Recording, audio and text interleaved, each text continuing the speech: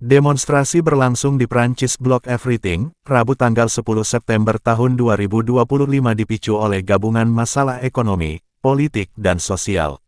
Berikut ini penjelasan mengenai demonstrasi tersebut dikutip dari berbagai sumber.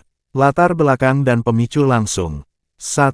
Usulan pemotongan anggaran austerity atau budget cuts. Pemerintah sebelumnya di bawah Perdana Menteri Francois Bayrou mengajukan rencana penghematan publik besar sekitar 44 miliar euro, yang mencakup pengurangan belanja pemerintah, pemangkasan manfaat publik, dan eliminasi beberapa hari libur nasional.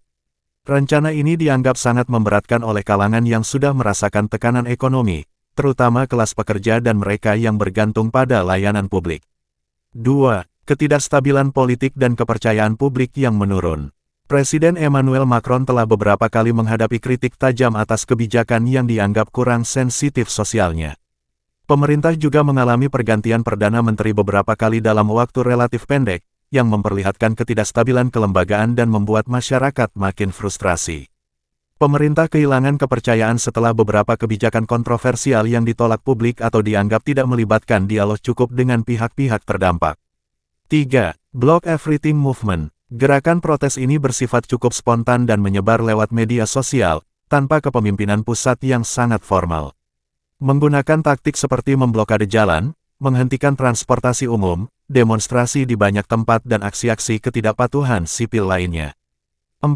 Ketidakpuasan ekonomi dan ketimpangan sosial. Inflasi, meningkatnya biaya hidup, dan tekanan keuangan pada rumah tangga menjadi latar belakang penting. Banyak warga merasa beban ekonomi terus meningkat sementara manfaat sosial dipangkas. Kesempatan kerja, upah yang stagnan dibanding kenaikan biaya, dan ketidakamanan ekonomi secara umum juga memperburuk ketidakpuasan.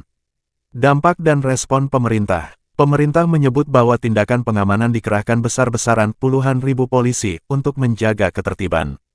Beberapa demonstrasi berubah menjadi bentrokan, dengan penggunaan gas air mata dan tindakan pencegahan oleh pihak keamanan.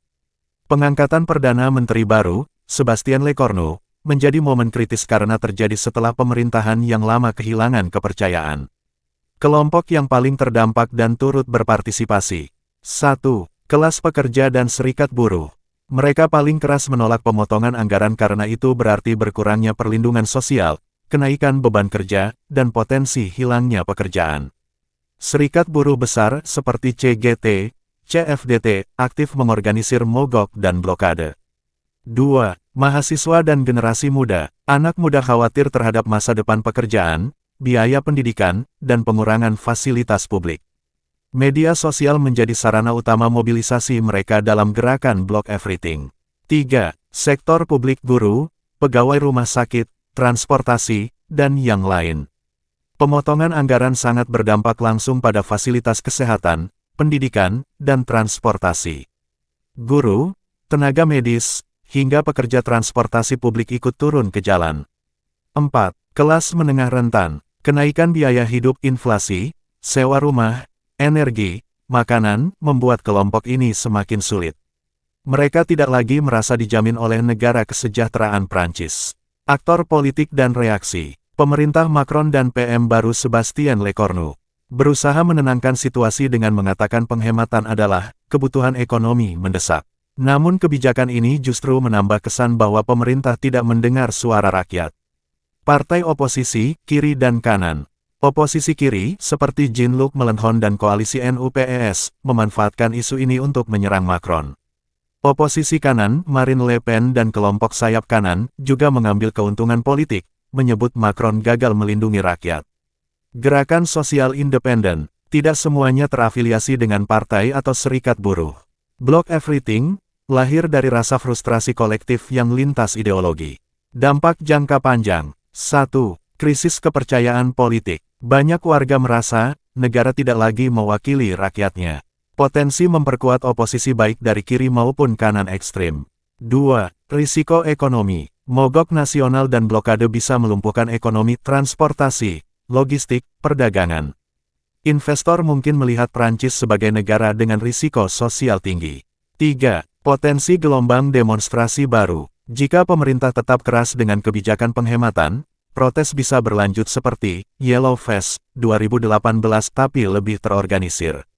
Gerakan bisa menyebar ke isu lain, imigrasi, biaya energi, hingga perubahan iklim. 4. Posisi Macron di ujung masa jabatan. Macron menghadapi situasi mirip, lemdak, pemimpin lemah karena dukungan publik terus menurun.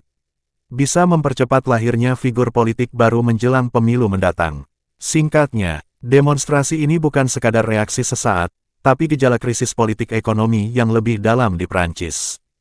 Kalau terus berlanjut, hal ini bisa jadi salah satu gelombang protes terbesar sejak 1968.